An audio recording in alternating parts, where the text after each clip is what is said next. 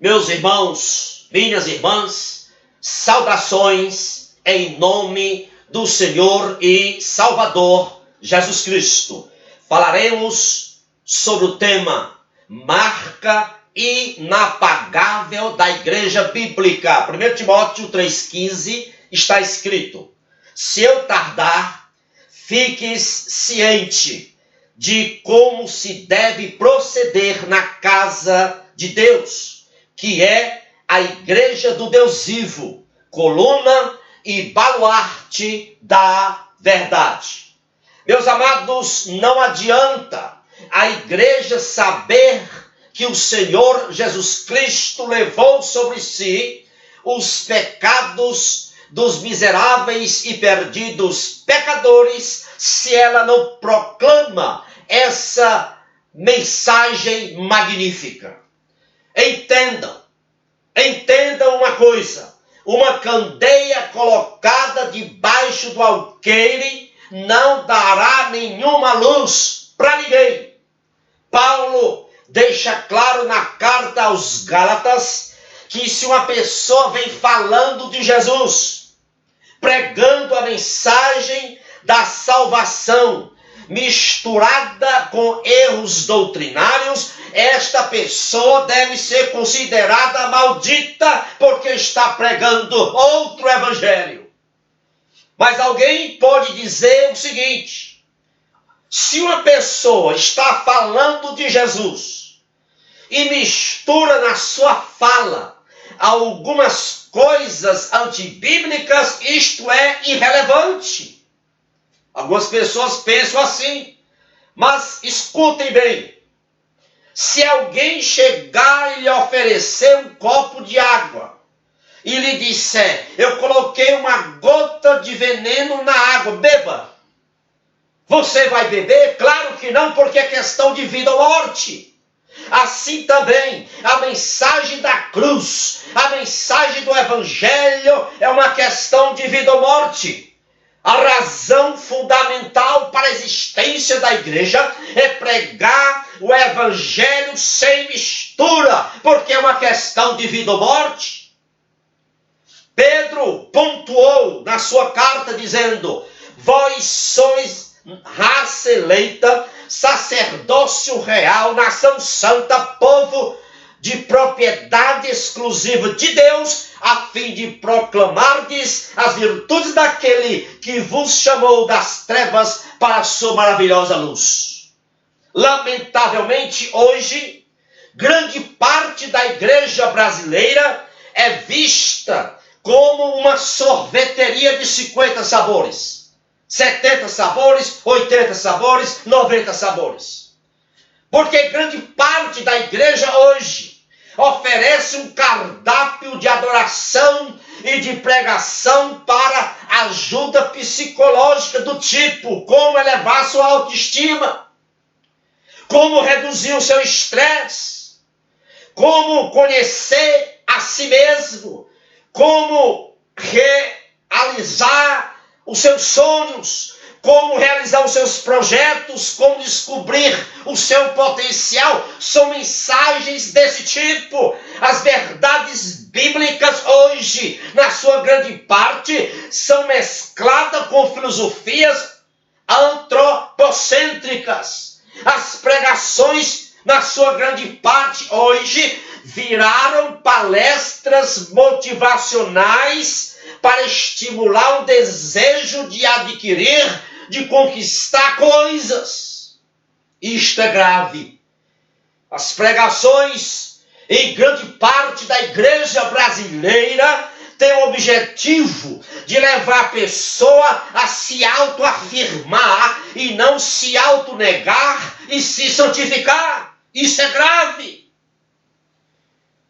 As orações em muitas igrejas evangélicas hoje no Brasil são feitas para Deus abençoar, abre aspas e fecha aspas, os seus planos, seus projetos, seus sonhos, seus caprichos pessoais. Hoje, grande parte das pessoas saem do culto saboreando filosofias antropocêntricas egocêntricas, sofismas e enganos. Quando a igreja, escute bem, meu irmão e minha irmã, quando a igreja se mobiliza para atrair os ímpios, oferecendo-lhes um cardápio de pregações e adorações mesclados com erros doutrinários, com heresias, com apostasias, esta igreja perdeu completamente a sua missão e deixou de ser igreja. A missão da igreja é pregar o santo evangelho integral e não oferecer uma gama de serviços como se ela fosse uma associação prestadora de serviços. Qual é a igreja bíblica?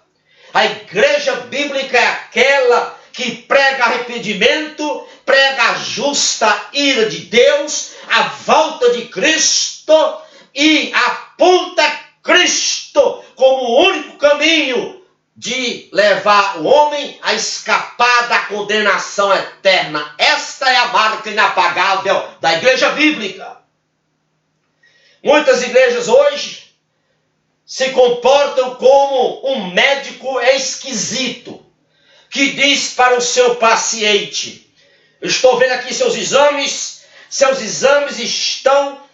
mostram absolutamente normais. Seus exames mostram que você não tem nenhuma anormalidade. Você está com a saúde excelente. Mas tome esses remédios que daqui a 15 dias você vai ter que fazer uma cirurgia com alto risco. Que doidice é essa?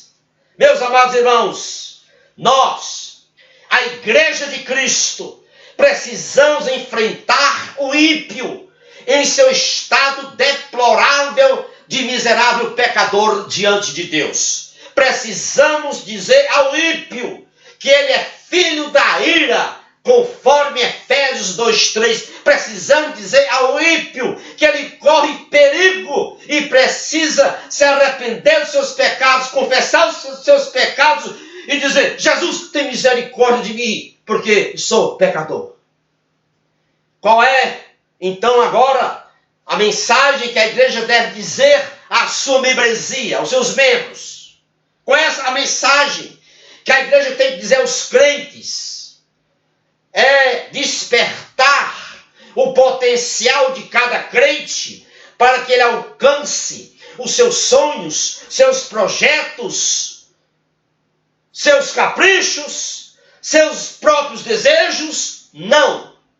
Essa não é a mensagem que a igreja deve dizer aos seus membros. A mensagem da igreja aos crentes, a membresia, é que cada crente deve moldar a sua vida à imagem de Cristo. Esta é a marca inapagável da igreja bíblica. Lamentavelmente, infelizmente, hoje, quase não tem diferença entre a igreja e uma ONG, entre a igreja e um clube social, entre a igreja e uma mera associação religiosa, lamentavelmente. E lamentavelmente, infelizmente, hoje, o humanismo cresceu assustadoramente no meio evangélico brasileiro. Alguns encaram que a fornicação entre a juventude evangélica é normal. Esses esquecem de Apocalipse 21:8, que diz que os fornicadores não herdarão o reino de Deus. Outros encaram que o feminismo entre as mulheres evangélicas é normal.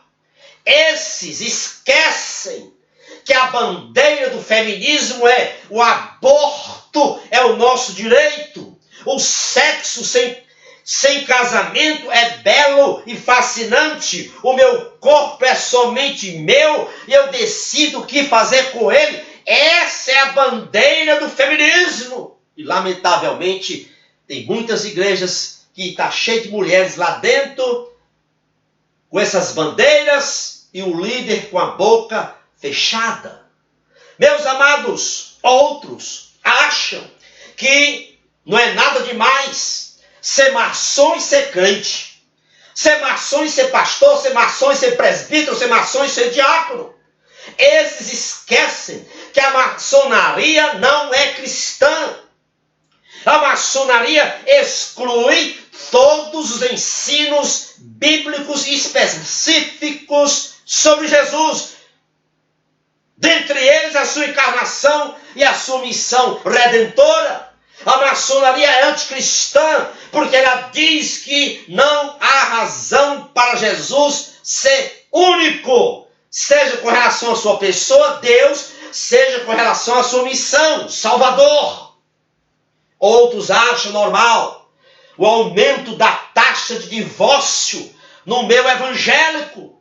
Esses esquecem João 14,15, quando Jesus disse: se alguém me ama, este guarda os meus mandamentos. E um dos mandamentos de Jesus está em Mateus 19,6, que diz: o que Deus ajuntou, não separe o homem. O esposo e a esposa continuam sendo uma só carne, até que a morte os separe. Meus amados irmãos, muitos esquecem dessa verdade. Meus amados, é urgente nós, a igreja, se olhar no espelho da palavra de Deus e nos arrependermos, confessarmos os nossos pecados com choro, com lágrimas. É urgente parar de se regozijar com construções magistrais de templos. É urgente, é hora e é urgente de acabar, de deixar de se regozijar com cultos glamorizados. É hora e é tempo de não se regozijar com coinonia de fachada, com estudos bíblicos rasos, superficiais, que não trazem mudança de vidas. É hora de acabar com as orações que visam conquistas pessoais egoístas. É hora e é tempo de jogar fora a dependência de Deus fictícia, fantasiosa. Que o Senhor tenha misericórdia de cada um de nós. Compartilhe esta mensagem com outros irmãos e outras irmãs que você conhece. Que a potente mão do Deus Altíssimo esteja sobre você e toda a sua família, é o meu desejo. O endereço do meu YouTube encontra-se logo aí embaixo. Clica aí, inscreva-se no meu canal e eu vou colocar esta mensagem no meu canal. Lá tem 255 vídeos dos temas, entre temas muitos variados, na média de 13 a 14 minutos. Amém? Louvado seja Deus.